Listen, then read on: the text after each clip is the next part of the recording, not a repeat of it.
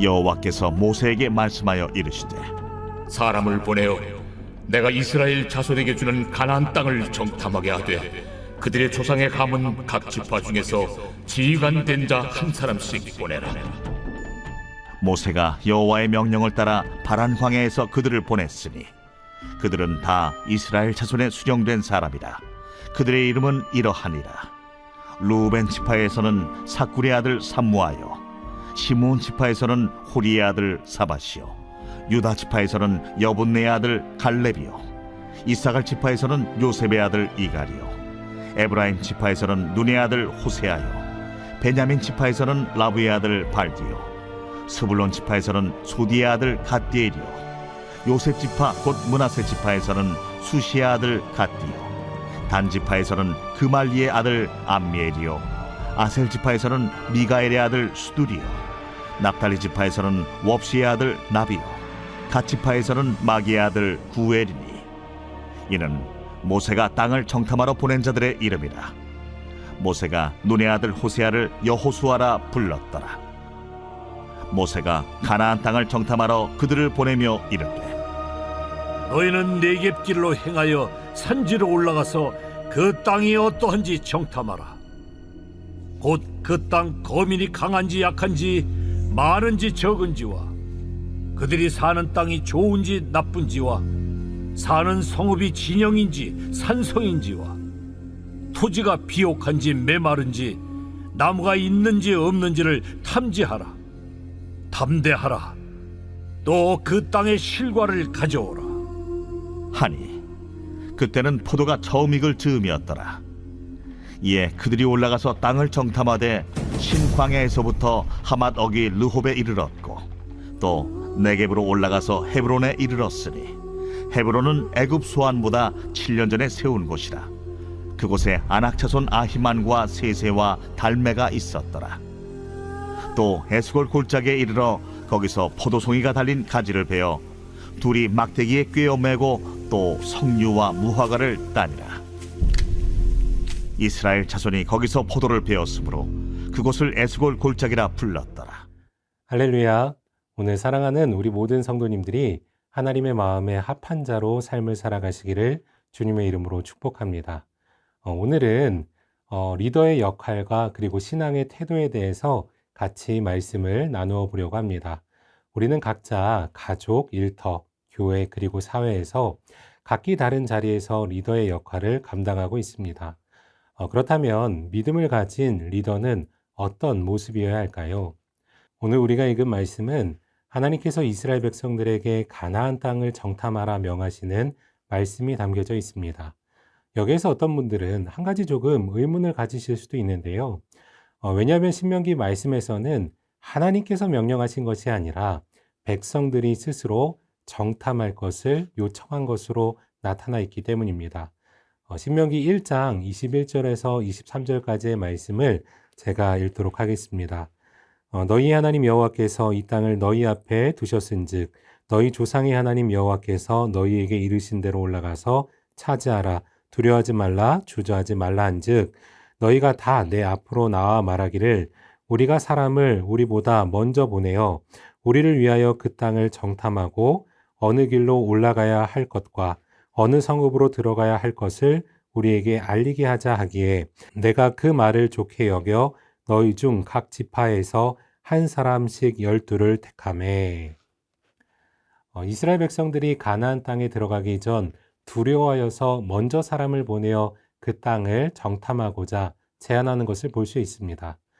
그러면 민수기 말씀과 신명기 말씀 중 틀린 것이 있고 모순되는가 생각하실 수도 있지만 그렇지는 않습니다. 이것은 먼저 백성들이 제안을 했고요. 모세는 하나님께 기도한 후 여호와께서 그들을 보내시는 것을 응답하셨다라고 생각하시면 좋을 것 같습니다. 그래서 하나님께서는 정탐꾼을 세우시는데 우리 2절의 말씀을 다시 한번 읽겠습니다. 사람을 보내어 내가 이스라엘 자손에게 주는 가나안 땅을 정탐하게 하되 그들의 조상의 가문 각 지파 중에서 지휘관된 자 한 사람씩 보내라. 각 지파별로 한 명씩 그 지파의 지도자들을 뽑아서 정탐꾼으로 세우라 하십니다. 여러분 그런데 원래 정탐이라는 것은요, 특별히 훈련된 사람들이 맡는 일입니다. 왜냐하면 적진 속으로 은밀히 침투해야 하고 생존 기술도 필요하고요. 상당한 체력과 대담함도 요구되기 때문입니다. 그런데 하나님은 각 지파의 지도자들을 이 일에 부르셨습니다. 왜 그러셨을까요? 첫 번째로 리더는 주의 일에 가장 앞장서야 하기 때문입니다.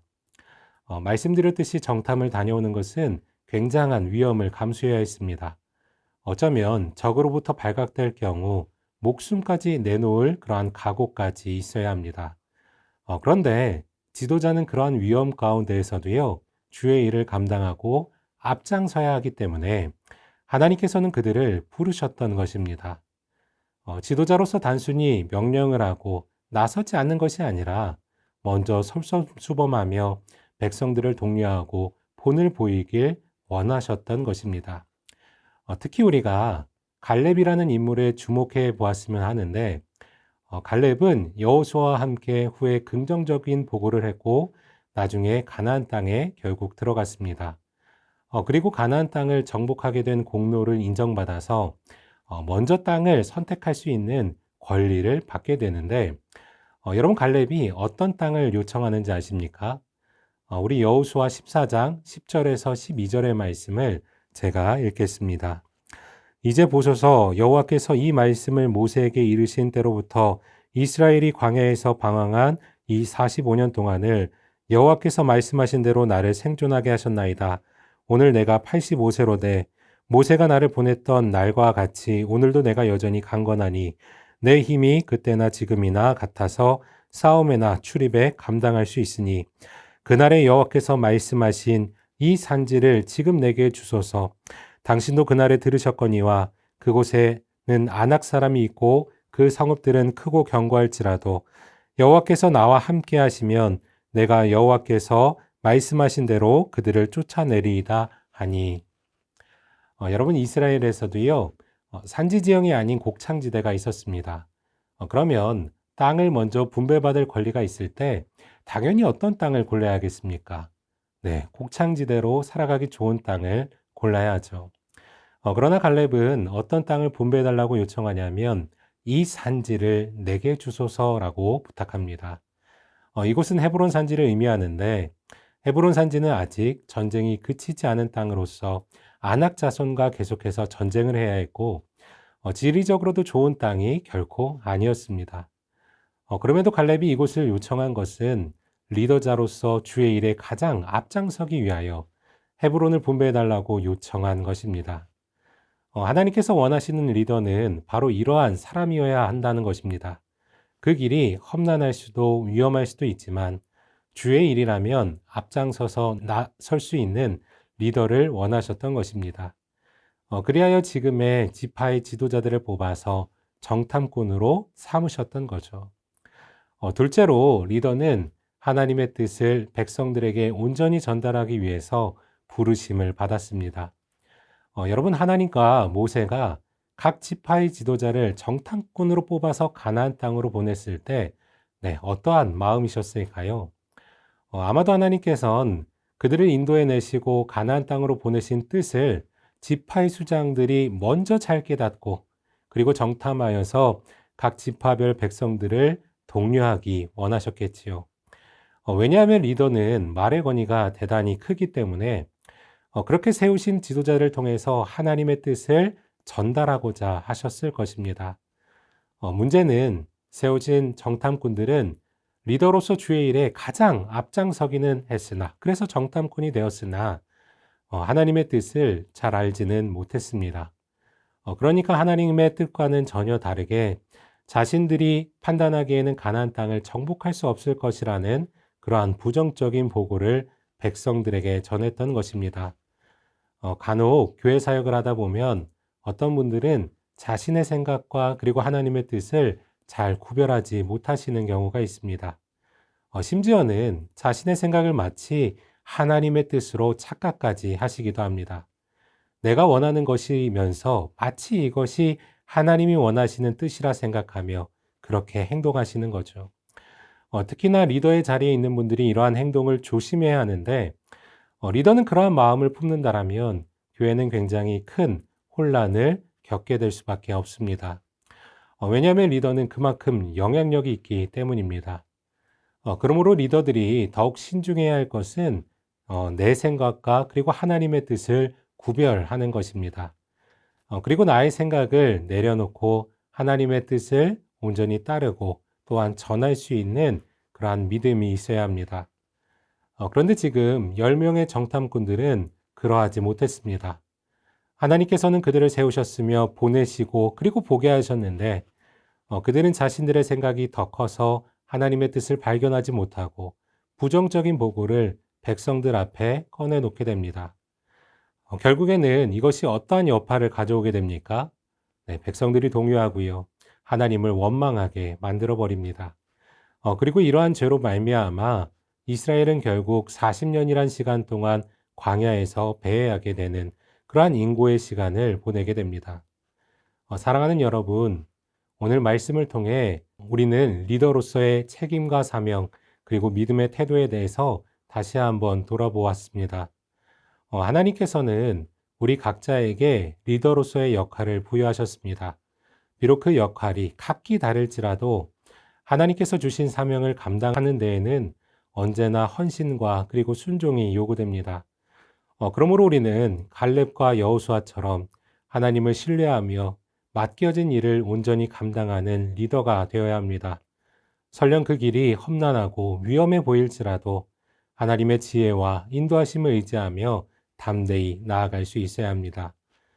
또한 리더는 하나님의 뜻을 백성에게 온전히 보여줄 수 있는 그러한 영적 분별력을 지녀야 합니다. 내 생각을 하나님의 뜻으로 착각하지 않는 것, 그리고 내 판단을 내려놓고 하나님께서 주신 말씀에 전적으로 순종하는 것은 모든 영적 리더들이 살아가야 할 삶입니다. 오늘 사랑하는 우리 상당의 모든 성도님들이 역할과 직분, 리더의 자리에 있으신 모든 분들이 온전히 하나님을 의지하고 기도로 하나님의 뜻을 구하며 나아가는 지혜로운 리더가 되기를, 그리하여서 사랑하는 우리 상당교회가 더욱 믿음의 선한 영향력을 끼치며 누구보다도 하나님의 마음을 시원케 할 수 있는 우리 교회와 모든 성도님들 되시기를 주님의 이름으로 간절히 축복합니다. 기도하겠습니다. 사랑과 은혜가 충만하신 하나님 아버지, 오늘 우리는 가나안을 정탐하도록 명하신 사건을 통해서 리더로서 우리가 지녀야 할 모습과 믿음의 태도에 대해 배웠습니다. 주님께서 갈렙과 여호수아처럼 현실을 뛰어넘어 하나님의 능력을 신뢰했던 믿음의 용기를 우리에게도 허락하여 주옵소서. 우리 각자에게 맡기신 자리에서 비록 어려움과 위험이 있을지라도 주님의 길이라면 기꺼이 순종하며 앞장설 수 있는 리더가 되길 원합니다.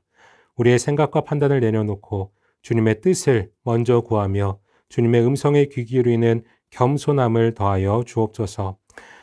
그리고 우리의 말과 행동을 통해 하나님의 뜻이 바르게 드러나며 어디에서나 주님의 이름을 영화롭게 할 수 있기를 소망합니다. 특히 하나님께서 맡기신 공동체를 위해 지혜롭게 섬기며 인도할 수 있는 리더가 되게 하시고 우리가 서 있는 그 자리에서 갈렙처럼 헌신과 순종의 본을 보이는 삶을 살아가게 하옵소서. 이 모든 말씀을 사랑하시는 예수 그리스도의 이름으로 간절히 기도드립니다. 아멘.